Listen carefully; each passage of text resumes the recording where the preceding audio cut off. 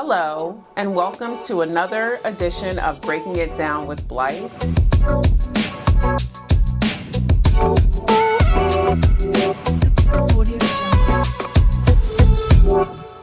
I'm really excited to be talking with Mindy Binderman today. She is the Executive Director of GEARS, the Georgia Early Education Alliance for Ready Students. I have the privilege and opportunity to work with Mindy regularly, so I'm really excited to dive into this conversation about policy, advocacy, and equity for our youngest learners. All right, so thank you, Mindy, for being here. It's good to be with you, Blythe. So first question I want to jump into is really about policy, and it can feel far away, but it shows up as real in classrooms and in organizations every day. So from your work at GEARS, where do you see policy most clearly shaping equity and the work that's happening with our youngest learners? So policy, especially in Georgia, impacts so much of our early education classrooms. It impacts what happens with Georgia Pre-K, which is our lottery-funded pre-K program for 4-year-olds in Georgia. That impacts how many children are in the classroom, what the qualifications for teachers are like, and even where the pre-K classrooms are situated around the state. So all of those things are impactful. It impacts who gets early childhood scholarships. Georgia's hardworking, low-income families can get CAP scholarships, but those scholarships are only right now available to those who meet very low income thresholds, and also who have priority categories. Policy impacts also things that impact families every day, like whether or not we have paid leave in the state of Georgia, or whether or not we have affordable housing. And so there's so many things that impact a family's day-to-day life that happen at a state level or a federal level, or even here at the local level. Yeah. And I feel like, people hear policy and advocacy and they can shy away from it, but it's really about how we live our lives every day. Policy matters. And so when you think about the impacts in the classroom, but as you said, how it impacts our families, how it impacts people in the workplace, it just is, policy is everywhere, right? And it's not this big, scary thing. And so just like policy, I think that's what people feel about advocacy. And advocacy can also feel intimidating for everyone, for educators, for families who are already stretched thin. So what does meaningful advocacy actually look like for everyday people in the early childhood space? Okay, so I want to break this down. Okay. Breaking it down with Blythe. First of all, most of us are already advocates in our day-to-day life. Parents really know how to advocate for their children. Maybe they talk to their teachers about what their children need. Maybe they are negotiating a payment. Maybe it's about your work with a landlord, but we have to be advocates and self-advocates. So advocating to an elected official is similar. First, you have to build a relationship. And so the first thing I would tell families is just know who your elected official is. You can look it up on the Georgia voter page. It'll tell you who your legislator is. And they live in your communities. See them at the grocery store. You see them sometimes at a ball game. Just build a relationship with them and tell your story. Let them know that you are a constituent, you have young kids, and you care about whatever issue you want to talk about. It can be something that is like just part of your lived experience in your real life. And that's, I think, the most important thing. This is about just building a relationship and talking to real people about what you need. And telling your story, right? I think that for so long, people thought there was a very specific way to advocate, and it's using your voice, right? Using your voice for what you need. It's using your voice. It's using your vote and remembering that we have elections. And being educated voters. But it's also just about, again, telling your story in your own words. So here at Sheltering Arms, we see how powerful community voice can be. And as we talk about how to advocate, thinking about why it's so important for policymakers to truly listen to families and educators when making those decisions. So let's talk about why it's so important. I can go under the Gold Dome. You can go under the Gold Dome and speak and give a lot of statistics or even stories of what we've seen. But parents are the experts in their own lives. And when legislators hear from their constituents and not just us who care deeply, but we're paid to do this work.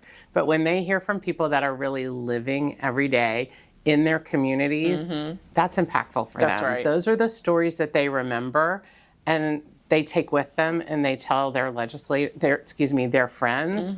Or when they're voting, those are the ones that they remember. That's right. Because the real tip is that legislators want to get reelected. And they have to listen to their voters, and they know that. So those stories really matter, and I think it also matters to families to be heard, because so often families feel like nobody's listening to them at that level. And when they go and they meet with a legislator, and for the most part, legislators are really polite. They want to hear family stories. Again, they want to learn from their constituents. I've seen families who get really a sense of their own power. Yes. And I think that's really important too. So it is. It's both ways. Yes, totally agree. And so you just recently had Strolling Thunder, which brings early education advocates directly into that space, into the policy space. And so, again, continuing this conversation, why does that kind of visibility matter? And what shifts, what happens? Tell a story about what shifts you've seen when lawmakers hear directly from the parents during Strolling Thunder, because it's a powerful image. So first I'm going to say Strolling Thunder is our annual day of the Capitol, where we bring families with their kids. Literally, we bring the strollers into the Capitol. And that's really important. And we were really thankful this year. We had a busload of families come from Sheltering Arm. We picked them up. They came to the Capitol. And that's a real thrill to see those families with their babies. Yes. They work first before they ever come to the Capitol. We do a training and give them an opportunity to write letters. We teach them about how to connect their story to a policy ask. So they might say, childcare is really expensive. And then they might say, so I need more funding for things like CAP so that other families can have what I have. Or I hope you'll support teachers who need to go back to school or whatever it is. We help them connect whatever they're learning and feeling to a real policy ask, something that legislators can do. And they're prepared before they ever walk in the door. And legislators, this year was the biggest one we've ever had. We had more families that connected to legislators. Legislators came out and talked to the families. And that's what's so important. And then what does it do? Well, last week at the Capitol, the Speaker of the House and a group of Republican women introduced legislation, a whole package of legislation that impacts Georgia's families. And I have to believe that 9 years of Strolling Thunder and 9 years of parents telling the real need for after-school services and paid leave and childcare, what ultimately became this package for families in Georgia. And I love that you all do the training first, right? Because it goes to the earlier question around just like the fear and being, nervous to speak to legislators about my personal situation or that of my families or that of my friends. So I love that the training piece is there to let's get comfortable because we can do this and we're going to do it. I loved seeing the photos and the videos from Strolling Thunder. I just think that's one of the most powerful things we can do. I mean, here it is. This is like your future right in front of you. And so it's just a powerful day. And I know you all are proud of the day, but we're very, grateful that we can participate.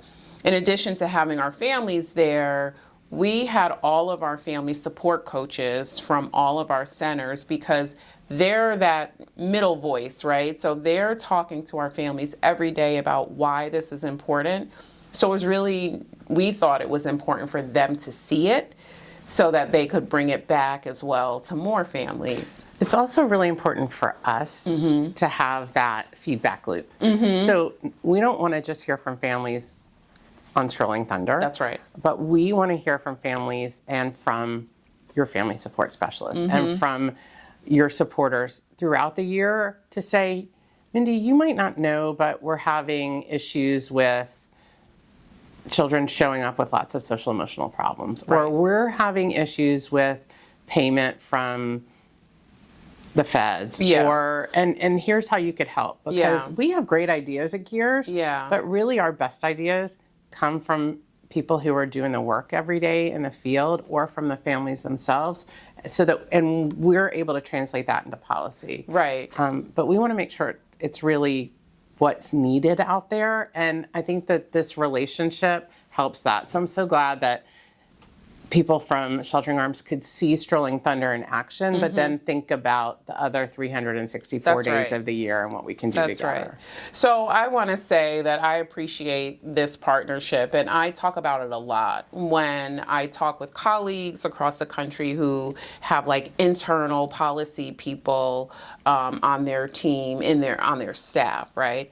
And I am always quick to say, well, we have in Georgia, we have Gears, and we're very fortunate to have Gears. Not everyone has a Gears, right? And so I always appreciate that you ask us, hey, I'm hearing that this is being introduced. How will it absolutely impact your children, your families, and your organization? And I appreciate that because you are listening and you are taking our voice with you and translating, as you said, and bringing it to the Capitol for the decision makers. Because we are very fortunate to have, a partner like this for early childhood in our state that we, again, true partners. So thank you. So when you look ahead, what gives you hope in early education policy? What gives you hope, and where do you think we still need to push a little bit? So I mentioned this Families First bill that just came out last week. And in Georgia, we have really seen early childhood issues come out as bipartisan issues. Yeah. Starting actually as early as the establishment of our lottery-funded pre-K program that was really a joint partnership at that time with Zell Miller, who was a Democratic governor, and Johnny Isakson, who later became U.S. Senator for Georgia, but at the time was the head of the school board. And those issues and the fact that really early childhood in Georgia is recognized as important by both sides of the aisle is something that gives me a lot of hope. Yeah. The fact that the Speaker and Speaker Pro Tem Jan Jones and a whole slew of members of the House introduced a bill that extends paid family leave for birthing moms, that includes funding for after-school programs for pre-K children and ensures that there's equity if someone provides after-school programs for K-5 in a public school, they have to now do after-school programs for pre-K. That frees up some dollars that we can use for CAPS, that provides more funding for home visiting around the state. And those are all, it's a Republican package, is really good. But we have a lot more we could do. Really, the biggest issue that we have in our state is that we're underfunding infant toddler programs and CAPS. And you know that there are so many families who would benefit from CAPS scholarships. They are hardworking families throughout Georgia who are doing all the right things, and they still can't afford childcare because it's expensive. We've got to do more for those families in particular. I think that's a real concern. I'm concerned also about what we've all experienced in the last year with slowdowns in federal dollars. We're grateful. I know you're grateful as well that Congress has now passed an appropriations package that includes a little more funding for Head Start and for the Child Care Block Grant, but really it's not enough because costs are going up. Yes.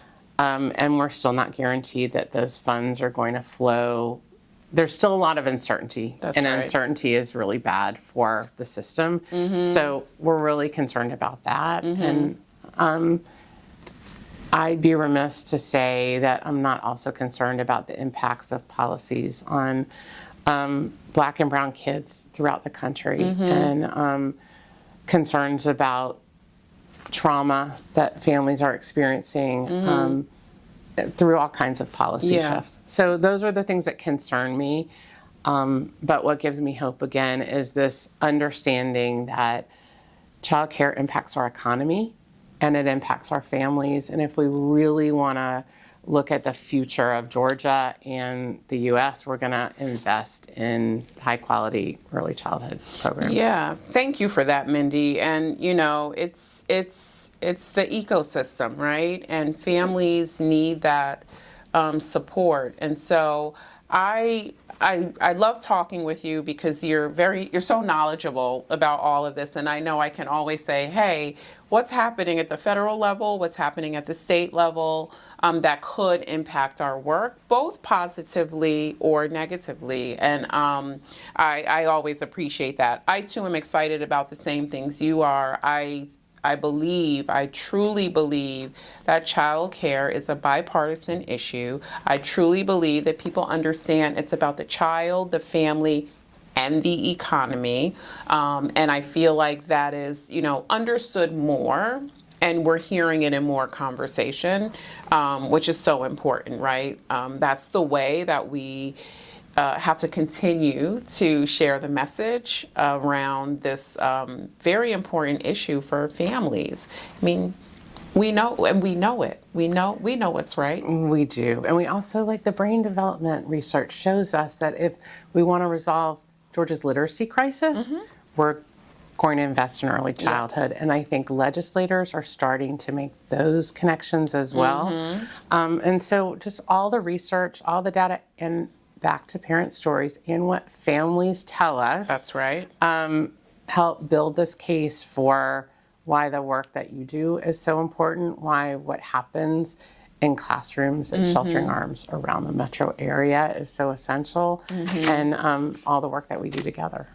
So late last year, when we dealt with the government shutdown and sheltering arms among our other partners that provide Head Start, some of the largest providers experienced that delay in funding. It was a very nerve-wracking, very scary time for us, for our families, and just not knowing what was going to happen.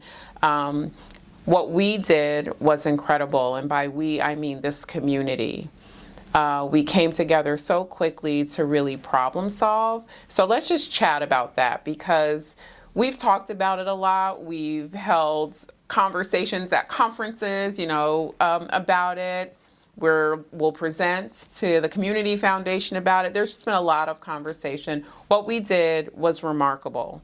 And so I'm going to ask you to talk a little bit about it from your perspective, how it all happened and sort of came to be. So I think the first thing to say is that when we think about the impact of that shutdown in all of our hearts, like the thing that was front and center was the potential impact that a closure of any of the Head Start providers could have had on families in our community and the staff. So it was almost in the whole state, there were about 6,000 families or children that could have been impacted by closures of Head Start programs, and nearly 1,000 staff members. And that was just what we carried more than anything else. We were so anxious to ensure that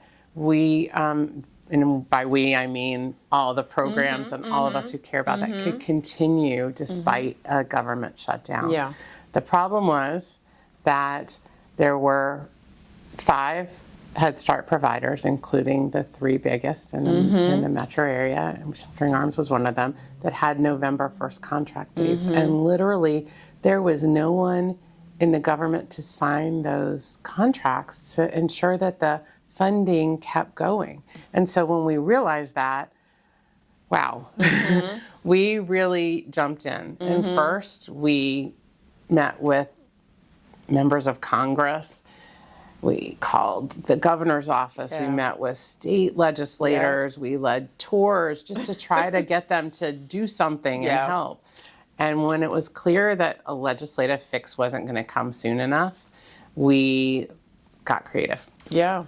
And we reached out to our partners and allies at the Community Foundation of Greater Atlanta, who really exhibited a willingness to meet the moment to understand that they, with great privilege, because they had funds, gave them an opportunity to take what was a calculated risk. Yes. But to be able to provide a bridge loan with the understanding that we all believed that once the government opened, the providers would be able to pay back the loan with the federal dollars that would come back to them.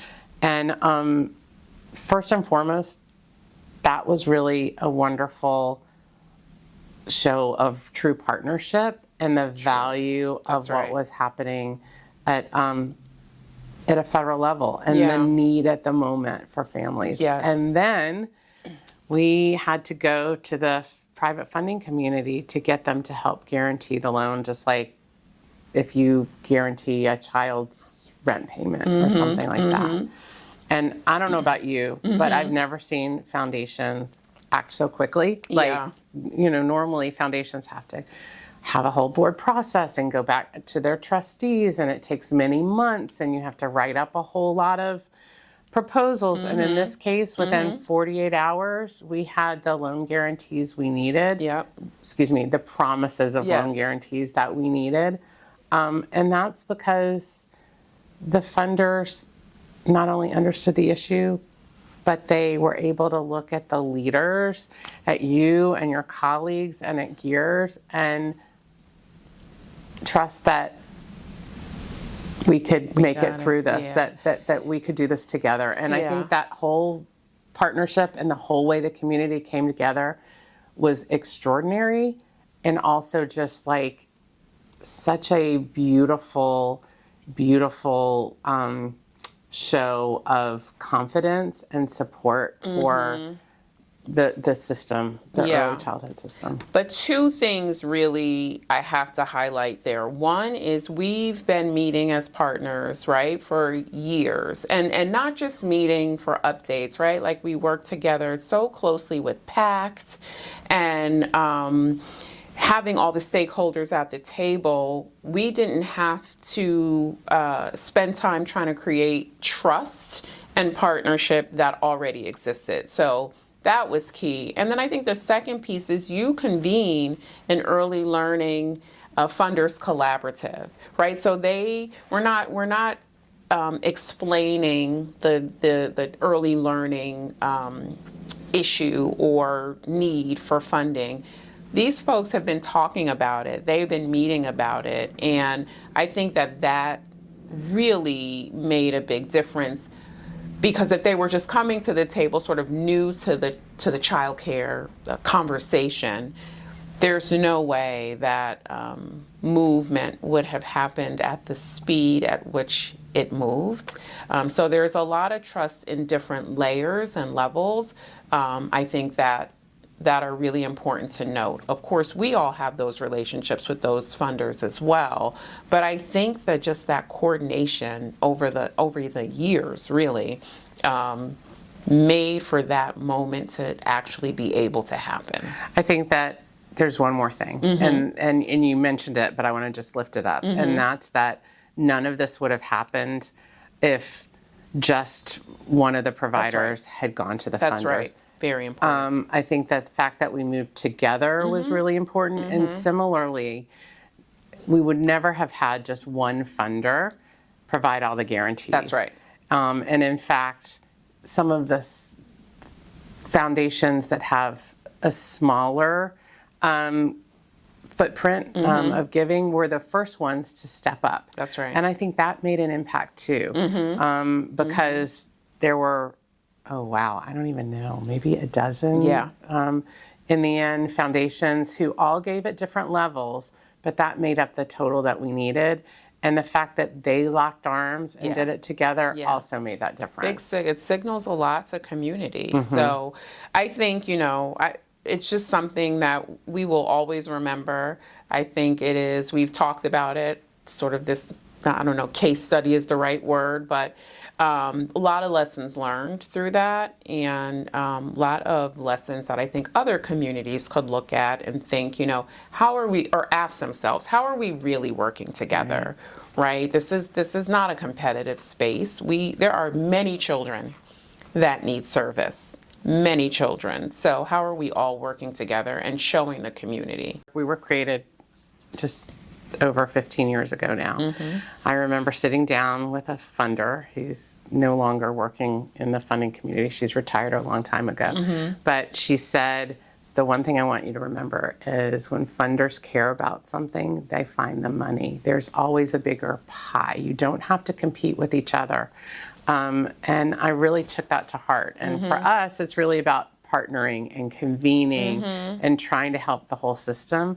And this is a case where that was absolutely, the truth of that shone through so much. Yeah. So Blythe, what gives you hope?